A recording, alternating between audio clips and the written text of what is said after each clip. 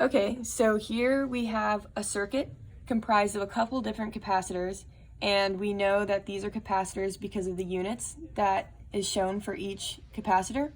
The unit here is a millifarad, so you know that what we're looking at is capacitance specifically on each of these capacitors. So when you're given a circuit like this, it's helpful to combine some of these capacitors into one capacitor that is called an equivalent capacitor, which shares certain properties with all of these capacitors, so that you can just look at your circuit and know one thing about it. So to start off with, we can notice that these two capacitors here are in parallel with each other. And that's because as charge flows through this circuit here, it comes to a branching point. And so it can either go through this capacitor or this capacitor. And so you know that the charge is split between the two, and that means that they're in parallel.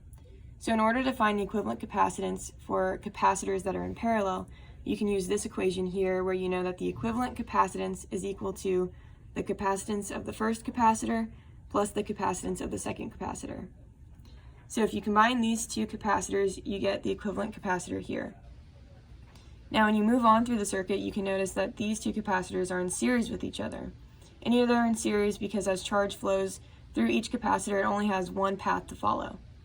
So you can take these two capacitors and combine them into an equivalent capacitor using the equation for capacitors in series, which is 1 over the equivalent capacitance equals 1 over C1 plus 1 over C2. Following along, you notice that we have our equivalent capacitor that we just found here. And if you look at the top, you can see that these two capacitors are again in series because as charge flows through, it passes through both without having a branching point or needing to go somewhere else. So you can do the same steps and calculate an equivalent capacitor here, as shown in this picture. Now, again here, these two are in parallel with each other because as charge flows, it can take two different paths to get there.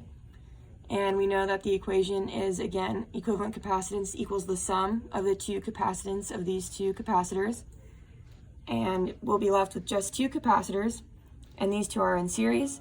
So we'll use our equation for capacitance in series to get one equivalent capacitor at the end.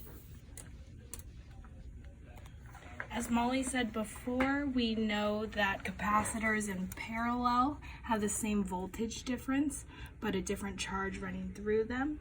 So a pair of capacitors that have the same voltage will be the 20 millifarad and the 50 millifarad capacitors.